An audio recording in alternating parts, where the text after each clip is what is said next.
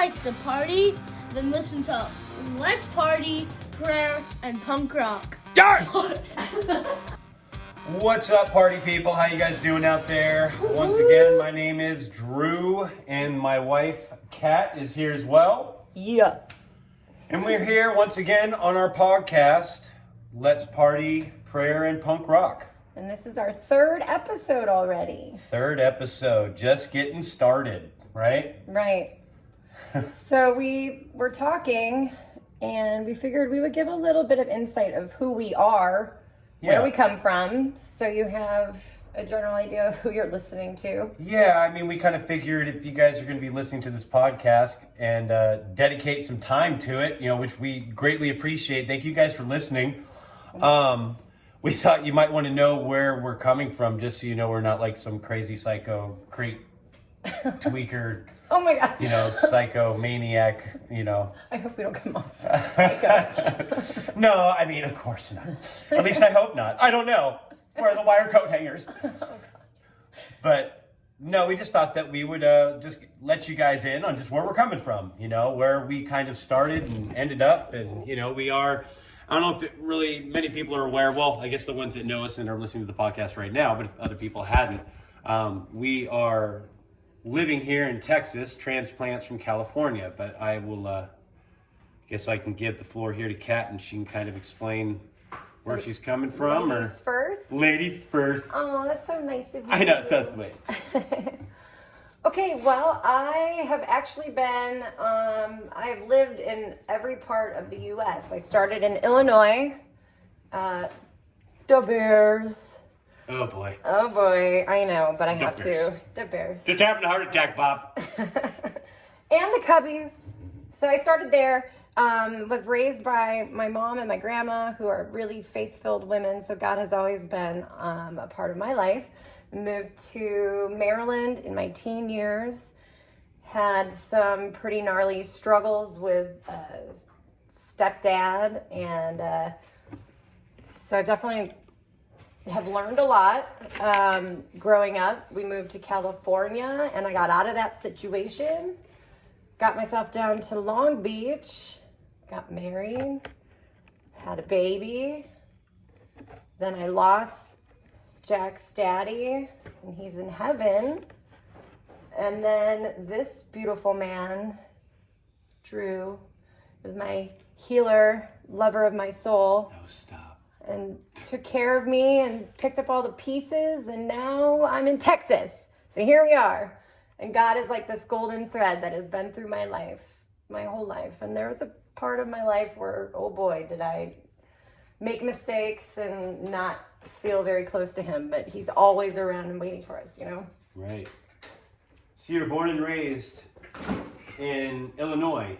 How long were you moved to Maryland? When I was 13. 13. Yeah. Okay.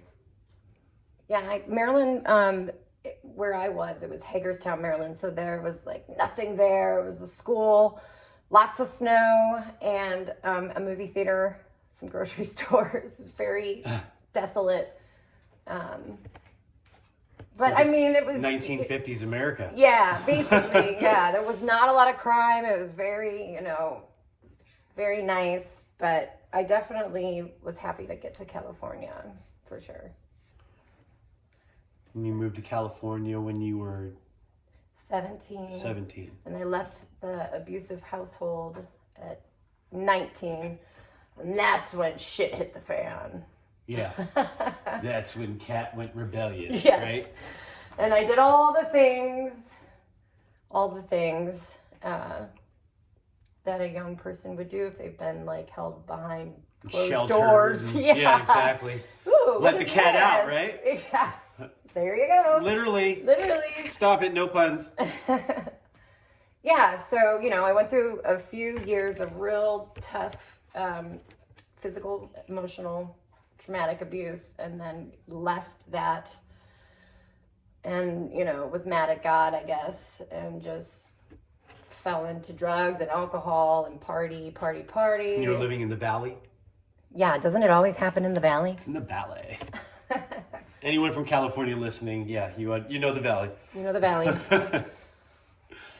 And then I moved to Long Beach, and that is where I feel like I finally became a woman and really fell in love with God again. Came back to God in Long Beach.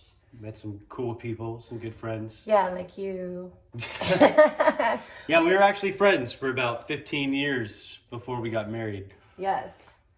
And we have a mutual friend named Meredith who introduced us. And fast forward 15 years, and Drew was single and I was single, and we were both looking. He was single for 5 years. I can't believe you were single for 5 years. I mean, wow. God was saving you for me. That's so awesome.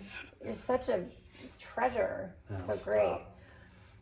But, you know, I was definitely meant to be here in Texas. And I feel it so much. I mean, I love Long Beach and I miss my people, and I love the beach. I miss the beach. But I'm definitely feeling at home here in Texas.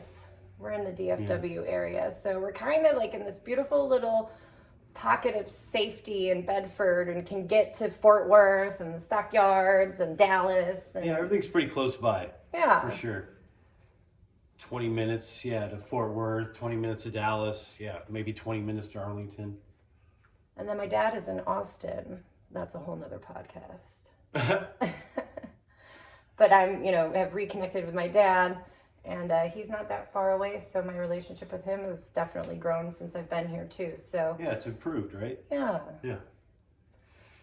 So we can get into more depth later about me, but I was an art director for TV commercials for 11 years. That was what my husband, who passed away, did, and he got me into that, and that was super fun and fancy and cool. But now I really, since losing him and getting into healing trauma and Reiki healing and all that, I've found my true passion, which is basically being in the business with the Holy Spirit. Explain what Reiki is for people that might not know. So Reiki is basically universal energy, and we are, as we grow, as we live, as we have our experiences, they land in parts of our body. So we've got 7 chakras. For example, if you went through like a breakup, so that would go into your heart chakra and have a darker energy there, which could cause cancer. It could cause heart disease. It could cause emotional problems. And so what I do is I work with the energetic system, and I've been trained to pick up on different energies in your body and to move the energy and to help release the trauma from your body, to help free you and give you better sleep, to release you from anything emotional that needs to be released. You know, our experiences need to have a voice. Energy is very real. Have you ever gotten goosebumps? I like to call them God bumps. That is, your mind, you've created that energy through, your intention of what you're thinking or what, you're feeling. Sure. For me, I feel the Holy Spirit very often, through God bumps. I'm like, oop, there he is. So Reiki healing really helped me through my trauma. It helped Jack through his trauma. I basically pray over him every night and do a Reiki healing over him, and it helps him go to sleep, So it just definitely relaxes you. And if you're interested in more, reach out to me and we can talk more about it. But that is my calling, and I love being in the field with the Holy Spirit. If I do a Reiki session or two, man, I am so filled with joy. It is unbelievable. I go back to that. I've done the drugs and nothing has ever made me more high than the Holy Spirit. That's really, I love it so much. Doesn't pay great, but it's my life journey and I love it. Yeah, you want to help people. Yeah, it's fulfilling. Yeah. Our cat is in the garage and she's going nuts. I don't know if you guys can hear her. Yeah, I know. It's driving us nuts. You probably can't hear it. You don't realize we're like, Ugh! She knows that. That's Chloe. Podcasting. Chloe the mascot. Yeah. So. The podcat. The podcast. So that's enough about me. So let's talk about you. Well, okay. Well, my name is Drew Pardee. I'm an Aries. I like long walks on the beach, and Long Island iced teas. No, With no not anymore. alcohol. Yeah, not anymore. My name is Drew. I was born and raised in California. Moved around Long Beach a little bit from, if you know Long Beach at all, kind of by the college over there, and then moved to North Long Beach, and then back over to Belmont Shore, and then to Artesia and Bellflower, and all over the place, out to Marietta, and then eventually moved out here to Texas, where I've been living here for, it'll be 8 years in November. It was November 2014. And yeah, just kind of grew up in church, did that whole thing, my mom, was a single mom from when I was 5 up until I was about 11. And we had a pretty rough time. We were living in North Long Beach, and it was a pretty rough area too, and a lot of things kind of come back after a while. But, it was always, God was always prevalent in our lives. He was always there. We went to church every Sunday, every Wednesday. We were part of like the little tree climbers Wednesday night group, and then Boys Brigade, and all these different little activities that they had through the junior high, the high school department, or day camps during the summer, all that stuff. But then slowly as I got older and out of high school, I just kind of realized, just growing up, I kind of got to a point. I kind of did the whole drugs. I was just smoking weed, really. You know what I mean? Not much of a drinker or anything like that, but I was really into like smoking weed in high school. And, I always kind of felt it was force-fed to me. And one day I kind of just thought, I'm just going to do this all on my own. And, eventually I ended up, in a bad spot doing drugs I shouldn't be doing. I did a lot of bad things and a lot of hard drugs and a lot of stupid things, and, eventually got out of it. But I did get to a point where, I had hit rock bottom, and it actually happened a few times, honestly. But I really had to come to a term with what I wanted to do with my life, And, fast forward everything, you go through your trials and tribulations, and we can get into all that later. But eventually moved to Texas, and I've been here for, like I said, close to 8 years. And, got divorced. That's like a whole other story, really, I guess. But I was just taking care of 3 kids with the help from their mom, but just taking care of 3 kids of my own for like 5 years. And then lo and behold, it was like, just kind of randomly started talking to Kat, and just, we were always in and out of each other's lives, and didn't really realize that it was going to kind of come to something like this. It was kind of like weaving through a maze before you can get to the center of what you truly have for each other or something, Center of the Tootsie Pop. Yeah, the center of the Tootsie Pop. 1, 2. But yeah, we and it's funny too, because really, like, when I met her, it was right before a road trip that I go on every year with the kids, taking them on a road trip every year. And I really did at that point. And really, I have not looked back since. And I remember my mother telling me, just like I've stated before, but she said, my life truly changed when I just gave it all to God. When I really just said, all right, Lord, if this is what you want for me, this is where I'll be. If you want me to be, living in Texas, single, raising 3 kids, that's where I'll be. If that's where you see me in the next 10 years, 20 years for the rest of my life, then that's where I'll be. I will honor that, And when I really did actually mean that, like, I've tried to do it before, and Your heart wasn't. It was not in it. No, it was not.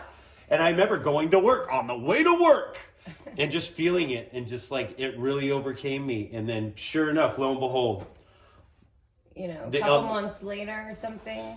Was it a couple months later? No, that was like the Tuesday before I left for the trip. So it was, within the next 2 weeks. So it was technically 2 weeks exactly almost, wow. From the date. And we have been friends for 15 years. I'm friends with his ex-wife. In fact, I would say I was more friends with the ex-wife than I was with Drew, and we're very good friends now too, which is kind of uncommon that the stepmom and the... Yeah, it's like a weird sitcom. But she's awesome and we get along great, and she's remarried and we all together raise these kids, and it's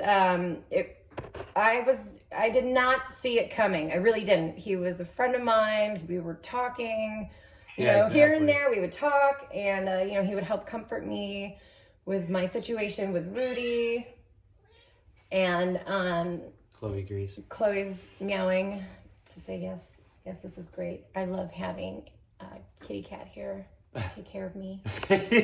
Oh man, Chloe's a whole nother podcast too. Yeah, good Lord. But I started teaching Jack how to skateboard. Well, let me rephrase that. I bought Jack a skateboard and he started skateboarding, and then I decided at 38 years old to try to learn how to skateboard. And I thought that was awesome. And he thought that I posted on social media, and all of a sudden I was like... Well, it was that, and because Jack actually got air. On an ollie. And I caught it on camera. Yeah, you got it on camera. I was like, man, that's impressive. Da-da-da-da. And then you were saying... I think it already mentioned that we were going to be out there on the trip or something previously or something. Yeah, maybe when you come out here, you can show them a few things or something like that. Yeah, because you skate, which is like punk rock. Exactly. Yeah. And so I thought that was super cool. And you're just like my buddy Drew.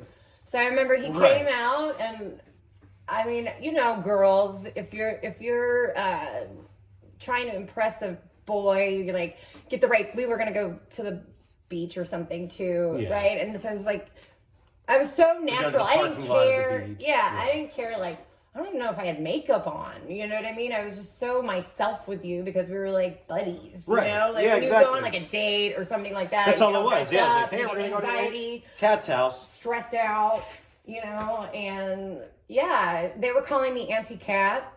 Right. It's just kind of funny. Anyway, he got there, and they were just these children, my bonus kids are so awesome. What treasures they are. And Jack loved them so much, and it was so nice to be heard and seen when I was talking about my trauma with Rudy and everything. And all of a sudden, I'm like, wait, what? Yeah, it was like taking out your trash and like taking it downstairs. Like, why did I just take out her trash? Yeah. Like seriously. And I was like, oh, someone is helping. This is great. It's being a single mom for a year, Weird. Yeah, it felt like our family was together. Yeah, I mean, that's what it felt like. It just felt comfortable, like family. And it was like, how did this happen so quickly? Because that's how it was in my head. Spirit. In my head, being a single dad, and I have, now she's 8, but she's like 6 at the time. Like, I don't want to bring like random girls over and, like her think that, it's okay to just have these people over or anything like that. So I was only going to have her, be introduced to the person I've been seeing after I've already dated her a while and gotten to know who they are. Yeah. And I mean, this whole thing happened so fast that it just like blew everything that was supposed to be on my little checklist out the window, And but that's kind of like how it always ends up being, right? Yeah. I mean, it's like, you plan it to be a certain way. Yeah, you make But then, plans. no, God's got other plans for you. And sometimes Exactly. it's not as conventional as you might think it is. Right. But it's the way it should have been, Right. I mean, I don't know if I should even say this, but I mean, like when we first hung out, I mean, that night we slept together. Not slept together, but we slept in the same, she had an apartment. We slept in the apartment together. I slept on the floor. She slept in the bed with Jack, just so you know. Yeah. We could sleep on couches and stuff like that. But it was so like, this would never have happened in 1,000 years, but it was just like a friend. And then all of a sudden that friend sort of, we started talking about how like I'd started reading the Bible again and how you had been going to church and doing this, that, and the other. And, it just suddenly everything just felt so natural and just comfortable. Like and then, it's like, all right, let me take out the trash. And I'm like, why am I And I'll never taking out the forget, trash? you bought it. You're like, I'm going to take out the trash, and then I'm going to go to Jack in the Box and grab us some breakfast sandwiches. And I was just so thrilled, 1, to be receiving some help around the house, and 2, dang, someone else is going to pay for something. It's like, oh my gosh, thank you. Like, what? It's so interesting how something so little can feel so big and be memorable. Yeah.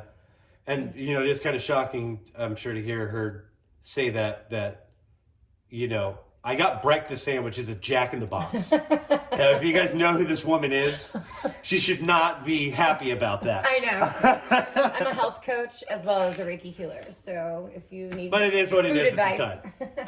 But I was happy because actually I had stopped drinking because... Well, that's what I was going to say. Yes. Is that's what... Well, I'm sorry. You go ahead. I had stopped drinking because I had decided I don't want to be that mom for Jack. And then a couple months, actually like 6 months went by, and it was Father's Day. It was like June of that year. Yeah, it was Father's Day. And I made it through Father's Day. It was the first Father's Day without his dad. I made it through that day. And then the next day I was like, I'm having a glass of wine. And then, one glass of wine is 2, 3, 4, and a bottle, another bottle. I'm like, this girl cannot control it. But I will have to say, I do believe it was in God's plan for me to be drinking during that time because you came shortly after and all my walls were down. And I was still drinking. And you were still drinking, right. And so all my walls were down, and because you lived in Texas and I was doing very well in California. I had my own career, my own business. I wasn't going anywhere. I was happy in the area, the place, all the things. So you were not an option in my head. Same here. Same here, Yeah. So God knew I needed the liquid courage. Didn't I ask you for a kiss? Did I say, can we kiss? Or did you just kiss me? No, you asked, actually. I was like, okay. And then we just never stopped kissing. Yeah. You asked if we wanted to make out. Technically. Oh, man. But no, we were both drinking and I struggled with it as much as she did, but we had our own avenues of how we were struggling with it, honestly. You know what I mean? But because everyone has their own way of struggling with it and how deep it's gone in their lives, but we knew for us, it just was a negative piece of our lives that we were just holding on to for dear life, like, Sylvester Stallone in Cliffhanger.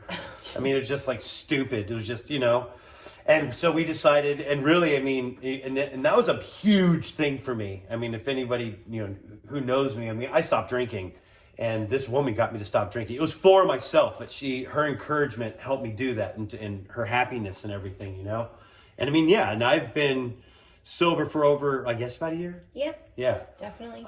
It's probably over a year now. Yeah. And you've been... I'm almost 2. Yeah. So, it's... Gosh, I'm almost 3, except for that 1 month, Yeah. But, and it's the best decision I have ever made is to give that up because I am my true self. But if you are planning on doing this, warning, memories will come up that you have been shoving down by the alcohol and all sorts of feelings because I was a drinker. Yeah, I'd have fun, but I also wanted to kill all the hurt, pain, shame, guilt, pain, pain. It's like numb that. I don't want to feel it, Numb the grief. Yes. But which takes away the grace, Absolutely. That's beautiful. I love it. That's awesome. I'm going to put it in the song. Yeah. Copyright. Yay! Write me a song. Oh, when we first started dating, he wrote me so many songs. So and now they tapered off. No, I need to write some more. I should. This is a good place to put some of your music. I know, huh? Seriously. Think anyone's listening? Maybe our mom. Hello? Hey, do you want to read Jesus Calling? Yeah. Should we end with a little Jesus Calling? Yeah. I just want you to. I also do the verse, or do you want? I'll read the first part and you do the verses. Okay. I want you to know that I picked up my Jesus Calling book, and the first thing I pulled out of it, because I have like little notes in here, was your love note that you sent me when I was in Long Beach and you were here. And it says, I love you, Jack. I hope you enjoy these. See you soon, Papa Drew. I don't know what you sent to him. I can't remember what that was. It was like toys, I think, or something like that. Yeah. And then it says, I'm so in love with you, Katie. And he calls me Katie, which is my little girl name. Not a lot of people call me that except for my family. So it was awesome that when we were going to decide to do this today, I opened it up to that. Like, oh, reminiscent of where we come from. It's kind of appropriate for the situation. It's a sign. It is a sign. There's always signs. It's a sign of how cool I am. That's all. It's all good.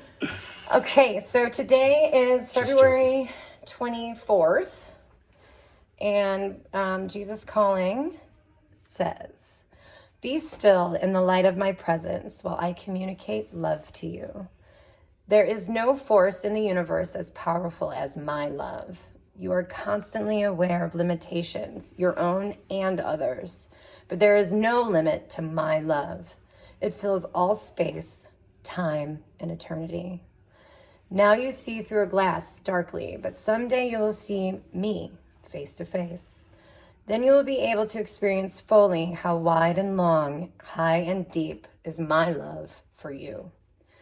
If you were to experience that now, you would be overwhelmed to the point of feeling crushed. But you have an eternity ahead of you, absolutely guaranteed, during which you can enjoy my presence in unrestricted ecstasy. For now, the knowledge of my loving presence is sufficient to carry you through each day." Man, that's some truth right there. Oh, yeah. It feels good to just read it. I can feel the Holy Spirit. Yeah. Oh. Okay, so 1 Corinthians 13:12 says, "For now we see through a glass, darkly, but then face to face. Now I know in part, but then shall I know, even as also I am known." What's got, like, to me, like, if you kind of examine it and you look at the Bible, like I have an application Bible, and it kind of like opens it up a little bit more, and it talks about the mirror, you know, like looking in a mirror. And it's kind of interesting to me because, you know, it's like looking through a mirror that's sort of foggy. Like you see your reflection, but you don't really see your true self, so to speak, you know, and like how he says, you know, how wide and how vast and how deep and how vast and deep is my love, you know, like.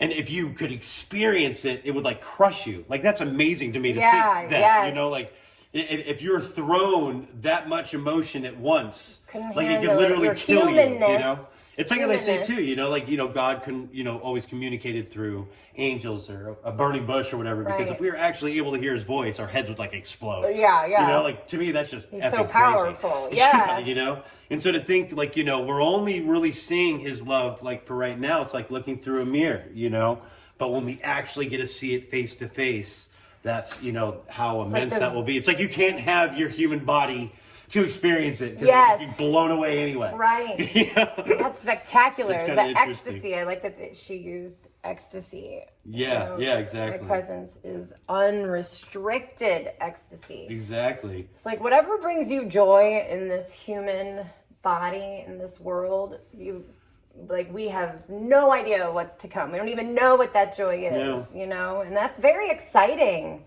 I'm not that I want to die or anything, but I'm like super pumped to meet Jesus and like, woo, you know, what does that feel like? And to see all our people and, you know, eventually, you know, so there's a lot of, like, he is with us always. I love that. You cannot hide space, time, you know, there's all these different dimensions, you know, time and space. And I think that heaven is that veil is lifted, you know, that dark, murky, you know, glass, then you lift that veil and there's heaven right there. And heaven's a lot closer than we think it is, you know? Right.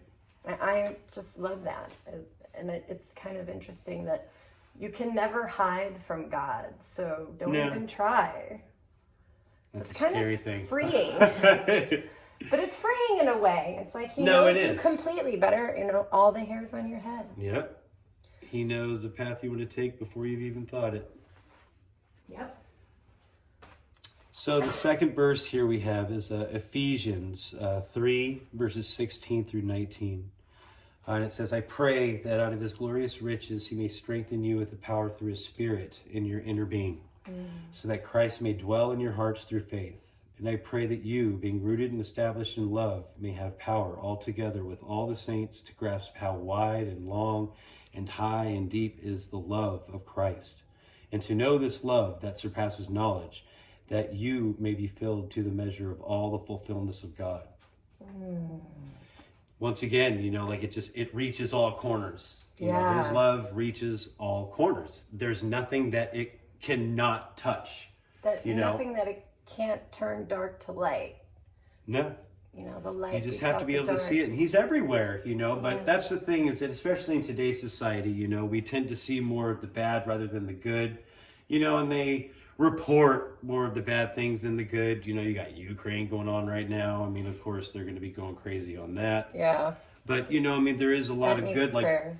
And that does need prayer. We need a prayer for the people of Ukraine for that reason alone.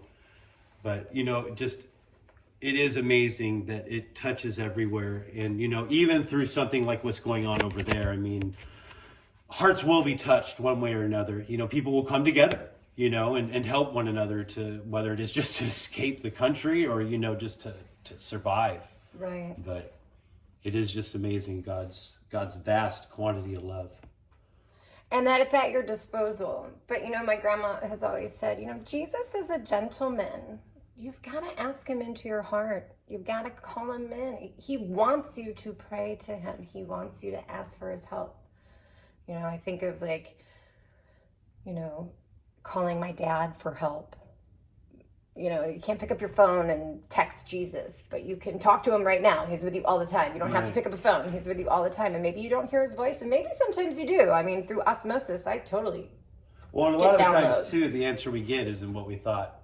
Yes. We wanted. You Right. know, it's actually better than we could have anticipated. Right. You know, it's interesting sometimes. It's trusting the journey, faith, you know. A couple of alcoholic drug addicts that are now sober and love Jesus and are really rocking out and living life, and we've been forgiven and we're living the dream now. Yeah. I mean, we still walk the path, you know what I mean?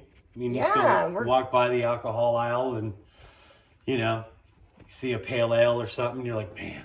Yeah, well, You we're know? human, you know. Yeah, I see my friends drinking wine. I'm like, let me smell that shit. Yeah, exactly. You know?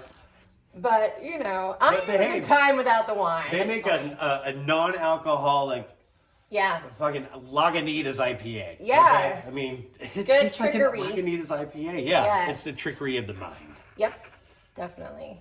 Food from you. Well, I thought that was a very beautiful Jesus calling today. And apropos to what we were talking about. And I think leaning into the Holy Spirit and knowing that he is abundantly with you and wanting to help you, I recommend spending time with him, spending time in prayer in the morning. Wake up, say some prayers, give God your day. Your day will be better. Yep. And the strength from temptation, which is in your solar plexus in Reiki in the color yellow. So if you have like temptation, think about the color yellow. Think about the Holy Spirit entering in your body, in your solar plexus, which is right above your belly button, and breathing into that space. He will help you. Take that time, you know, Make it intentional. I love that. Definitely. I love you. I love you. Talking about solar plexus, it's like talking about like a Marvel superhero or something. Hey, you know, I mean, I don't know. They say putting on the armor, you know, the armor for God. That's right. It is kind of like a superhero in faith. Yeah, that's right. There you go. Superheroes in faith. There we go. Yeah, boom shakalaka. Should be a band name. Playing tomorrow night at the Troubadour. All right, guys. Well, we hope you enjoyed tonight's presentation. Yes, 33 minutes in today. Ooh, over a half hour. Ooh. Plug you can call. Okay, guys, we love you. Let us know what you think. All right, yeah. Give us a shout out. Remember, don't do drugs.